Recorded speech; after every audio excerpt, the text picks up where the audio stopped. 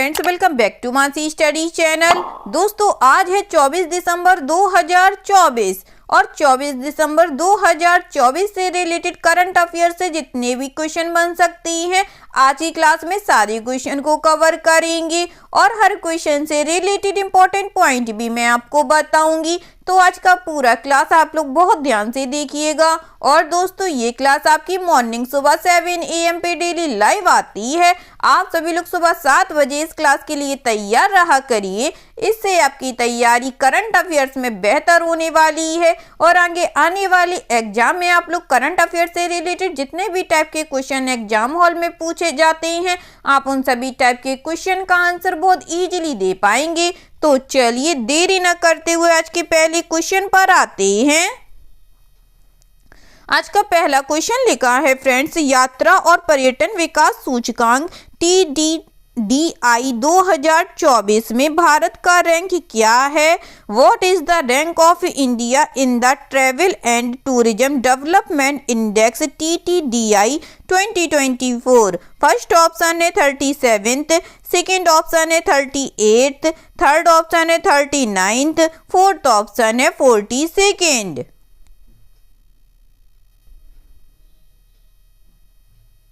जल्दी से बताइएगा दोस्तों, यात्रा और पर्यटन विकास सूचकांक 2024 में भारत का रैंक क्या है? इस क्वेश्चन का जो राइट आंसर हो जाएगा फ्रेंड्स, वह है हमारा ऑप्शन नंबर सी 39th है। चलिए इससे रिलेटेड इंपॉर्टेंट पॉइंटों को पढ़ते हैं।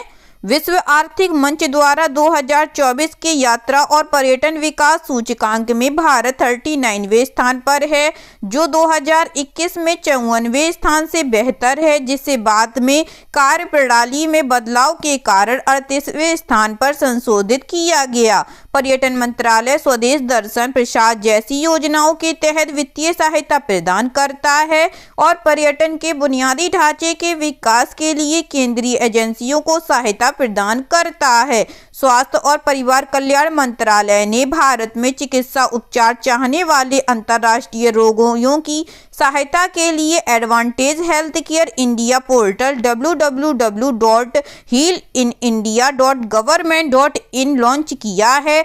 केंद्रीय पर्यटन और संस्कृति मंत्री श्री गजेंद्र सिंह शेखावत ने राज्यसभा में एक लिखित उत्तर में यह जानकारी साझा की।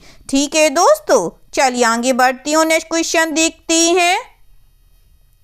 नेक्स्ट क्वेश्चन लिखा है फ्रेंड्स, 2025 में 12वीं पैरा एथलेटिक्स विश्व चैंपियनशिप का मेजबान कौन सा देश है? Which country is the host of 12th para athletics world championship in 2025? First option है म्यांमार, सेकेंड ऑप्शन है रसिया, थर्ड ऑप्शन है इंडिया, फोर्थ ऑप्शन है चाइना।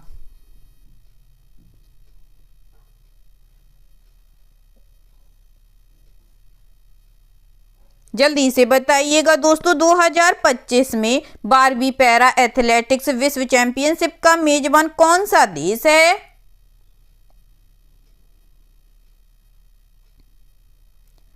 इस क्वेश्चन का जो राइट आंसर हो जाएगा फ्रेंड्स, वह है हमारा ऑप्शन नंबर सी इंडिया देश। चलिए इससे रिलेटेड इंपॉर्टेंट पॉइंटों को पढ़ते हैं। भारत पैरा एथलेटिक्स विश्व चैंपियनशिप 2025 की मेजबानी करेगा, जो देश में पहली बार आयोजित होने वाला आयोजन होगा। यह आयोजन 26 दिसंबर से 5 अक्टूबर तक जवाहरलाल नेहरू स्टेडियम में होगा, जो मार्च 2025 में विश्व पैरा एथलेटिक्स ग्रैंड प्रिक्स की भी मेजबानी करेगा। यह चैंपियनशिप का 12वां संस्करण होगा और एशिया में इसका आयोजन चौथी बार होगा, जिसमें 100 से ज़्यादा देशों के 1000 से ज़्यादा एथलीट हिस्सा लेंगे। यह आयोजन लॉस एंजल्स पैरालंपिक गेम्स 2028 के लिए महत्वपूर्ण है और इसका उद्देश्य भारत में समावेशिता और विकलांगता के बारे में जागरूकता को बढ़ावा देना है। पैरा एथलेटिक्स में भारत की सफलता में कोबे में 2023 विश्व चैंपियनशिप में 6 स्वर्ण सहित 17 पदक शामिल हैं। ठीक है दोस्तों, आगे बढ़ती हूँ, नेक्स्ट क्वेश्चन देखते हैं। नेक्स्ट क्वेश्चन लिखा है फ्रेंड्स, अंतर्राष्ट्रीय मानव एकता दिवस प्रतिवर्ष किस दिन मनाया जाता है? International human solidarity day is observed annually on which day? First option है 19 दिसंबर को, सेकेंड ऑप्शन है 20 दिसंबर को, थर्ड ऑप्शन है 21 दिसंबर को, फोर्थ ऑप्शन है 22 दिसंबर को।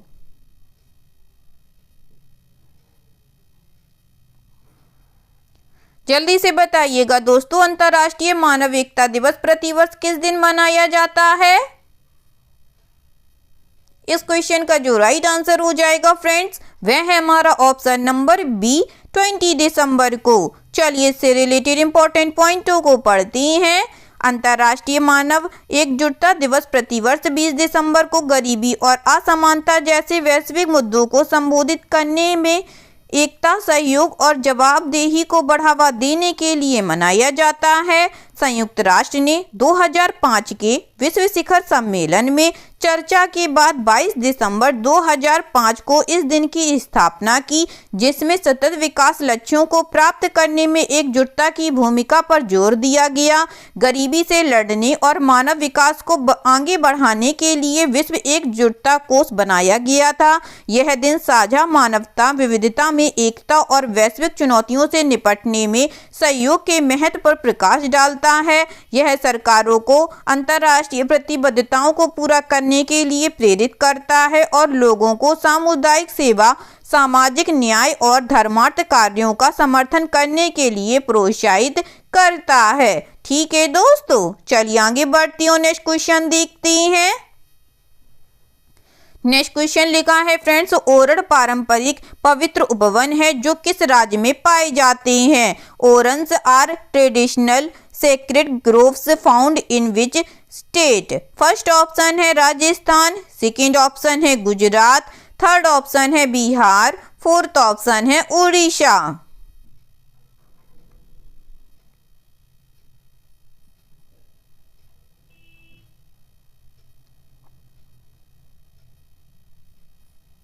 जल्दी से बताइएगा दोस्तों, ओरड पारंपरिक पवित्र उपवन है जो किस राज्य में पाए जाते हैं?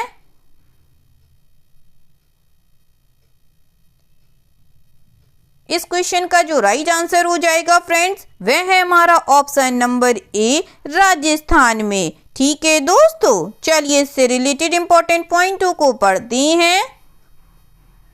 सुप्रीम कोर्ट ने राजस्थान सरकार को पवित्र उपवनों या ओरड को वन के रूप में संरक्षित करने और उनके पारिस्थितिकी और सांस्कृतिक महत्व के आधार पर जिलेवार मानचित्रण करने का निर्देश दिया। ओरड राजस्थान में पारंपरिक पवित्र उपवन है जिनका प्रबंधन ग्रामीण समुदाय पवित्र प्रथाओं और संहिताओं के माध्यम से करते हैं। वे जैव विविधता से भरपूर स्थान है जिनमें अक्सर जल निकाय होते हैं और स्थानीय देवताओं से जुड़े होते हैं। समुदायों ने सदियों से ओरड को संरक्षित किया है, उन्हें अपने सांस्कृतिक, सामाजिक और कृषि जीवन में एकीकृत किया है। ओरड पशुओं के लिए चारागाह और सामुदायिक समारोह, त्योहारों और अनुष्ठानों के लिए स्थल के रूप में काम करते हैं जो पर्यावरण संरक्षण के प्रयासों को मजबूत करते हैं। ठीक है दोस्तों, चलिए आगे बढ़ती हूँ, नेक्स्ट क्वेश्चन देखते हैं।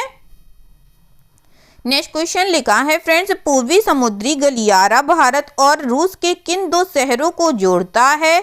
The eastern maritime corridor connects which two cities of India and रसिया?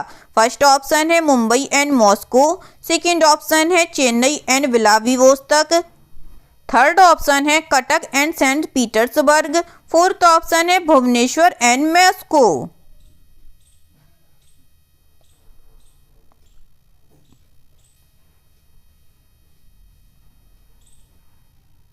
जल्दी से बताइएगा दोस्तों, पूर्वी समुद्री गलियारा भारत और रूस के किन दो शहरों को जोड़ता है? इस क्वेश्चन का जो राइट आंसर हो जाएगा फ्रेंड्स, वह है हमारा option number B Chennai and Vladivostok को। चलिए इससे रिलेटेड इंपॉर्टेंट पॉइंटों को पढ़ते हैं।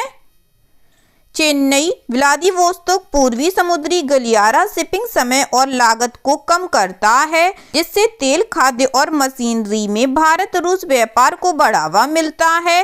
EMC दक्षिण भारत को रूस के सुदूर पूर्व से जोड़ता है, जिससे पारागमन समय में 16 दिन और दूरी में 40% की कमी आती है। पारंपरिक मुंबई सेंट पीटर्सबर्ग मार्ग 8,675 समुद्री मील है, जिससे 40+ दिन लगते हैं, जबकि EMC 5,647 समुद्री मील है, जिसमें केवल 24 दिन लगते हैं, जिससे 5,608 किलोमीटर की बचत होती है। यह मार्ग जापान सागर, दक्षिण चीन सागर, मलक्का जलडमरू मध्य और बंगाल की खाड़ी जैसे प्रमुख जलमार्गों से होकर गुजरता है। ठीक है दोस्तों, आगे बढ़ती हूँ, नेक्स्ट क्वेश्चन देखते हैं। नेक्स्ट क्वेश्चन लिखा है फ्रेंड्स, गंगा नदी डॉल्फिन टैगिंग पहली बार किस राज्य में आयोजित की गई है? Ganga river dolphin tagging has been conducted in which state for the first time? First option है उत्तर प्रदेश, सेकेंड ऑप्शन है असम, थर्ड ऑप्शन है मिजोरम, फोर्थ ऑप्शन है वेस्ट बंगाल।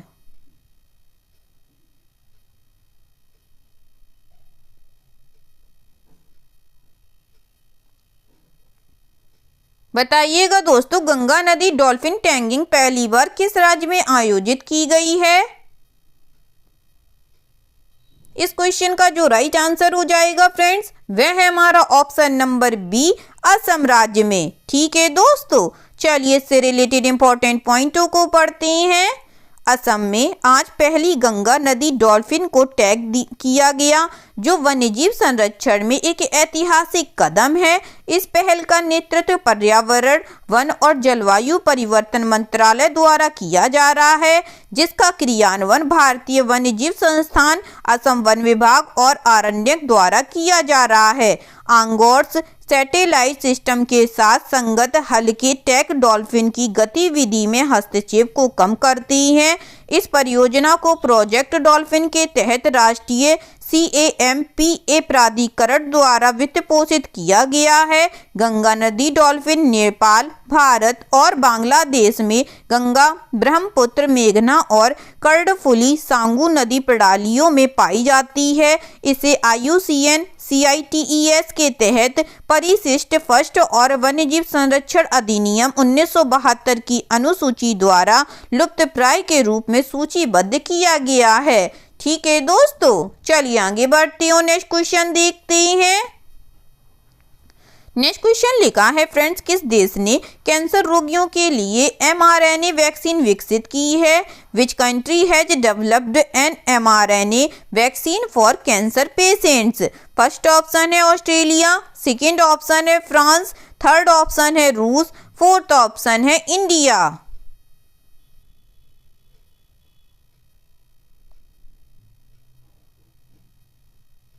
जल्दी से बताइएगा दोस्तों, किस देश ने कैंसर रोगियों के लिए mRNA वैक्सीन विकसित की है? इस क्वेश्चन का जो राइट आंसर हो जाएगा फ्रेंड्स, वह है हमारा ऑप्शन नंबर सी, रूस देश ने। चलिए इससे रिलेटेड इंपॉर्टेंट पॉइंट पढ़ते हैं। रूस ने mRNA आधारित कैंसर उपचार वैक्सीन विकसित की है, जिसे 2025 की शुरुआत में लॉन्च किया जाएगा और नागरिकों को मुफ्त में दिया जाएगा। वैक्सीन की कीमत राज्य को प्रति खुराक 3 लाख रूबल है, जो प्रतिरक्षा प्रणाली को प्रशिक्षित करने के लिए रोगी के ट्यूमर से आनुवांशिक सामग्री का उपयोग करती है। यह कैंसर कोशिकाओं पर अद्वितीय प्रोटीन एंटीजन को लक्षित करने के लिए एंटीबॉडी को उत्तेजित काम करता है, जिससे उन्हें प्रभावी रूप से नष्ट किया जा सकता है। रूस में कैंसर की दर बढ़ रही है। 2022 में 6,35,000 से अधिक नए मामले सामने आए हैं, जिनमें कोलन, स्तन और फेफड़ों के कैंसर शामिल हैं। इसी तरह के व्यक्तिगत टीके अमेरिका और UK में परीक्षण के तहत हैं, जो आशाजनक परिणाम दिखा रहे हैं। ठीक है दोस्तों, चलिए आगे बढ़ती हूँ, नेक्स्ट क्वेश्चन देखते हैं। नेक्स्ट क्वेश्चन लिखा है फ्रेंड्स, गांधी सागर वन्यजीव अभयारण्य किस राज्य में स्थित है? Gandhi Sagar wildlife sanctuary is located in which state? First option है असम, सेकेंड ऑप्शन है उत्तर प्रदेश, थर्ड ऑप्शन है तेलंगाना, फोर्थ ऑप्शन है मध्य प्रदेश।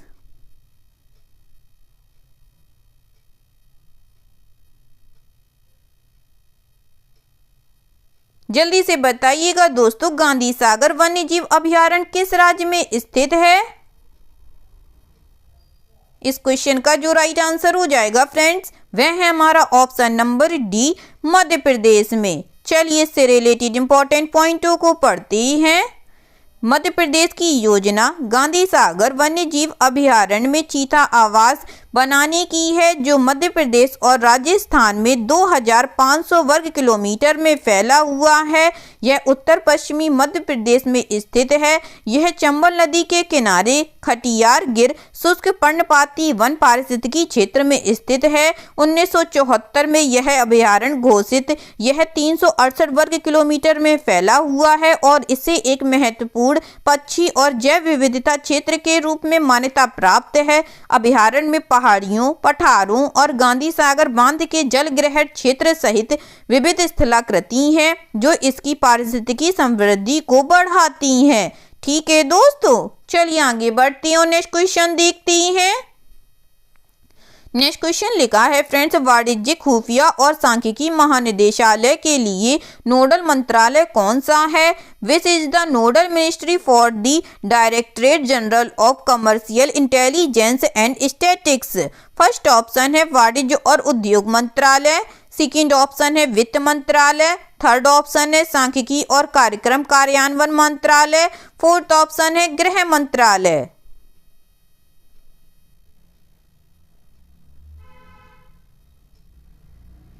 बताइएगा फ्रेंड्स, वाणिज्यिक खुफिया और सांख्यिकी महानिदेशालय के लिए नोडल मंत्रालय कौन सा है?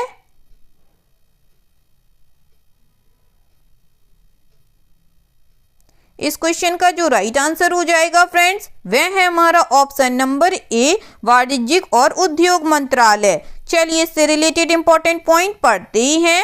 नवंबर में भारत का सोने का आयात 3 गुना बढ़कर रिकॉर्ड $14.8 बिलियन हो गया, जिसके बाद वाणिज्यिक खुफिया और सांख्यिकी महानिदेशालय द्वारा विस्तृत जांच की गई। वाणिज्य और उद्योग मंत्रालय के तहत DGCIS नीति निर्माताओं, व्यापारियों और शोधकर्ताओं के लिए व्यापार सांख्यिकी और वाणिज्यिक डेटा एकत्र, संकलित और प्रसारित करता है। 1862 में स्थापित यह भारत का सबसे पुराना बड़े पैमाने का डेटा प्रोसेसिंग संगठन है और इसका मुख्यालय कोलकाता में है। सर विलियम डब्ल्यू हंटर 1871 में इसके पहले महानिदेशक थे। DGCIS रेल, नदी और हवाई मार्ग से अंतरराज्यीय मालिकी आवाजाही पर अंतर्देशीय व्यापार सांख्यिकी भी प्रकाशित करता है। ठीक है दोस्तों, चलिए आगे बढ़ते हैं और नेक्स्ट क्वेश्चन देखते हैं। आज का लास्ट क्वेश्चन लिखा है फ्रेंड्स, भारतीय सेना ने किस शहर में artificial intelligence incubation centre launch किया है? The Indian army has launched the artificial intelligence incubation centre in which city? First option है जयपुर, सेकेंड ऑप्शन है बेंगलुरु, थर्ड ऑप्शन है चेन्नई, फोर्थ ऑप्शन है भोपाल।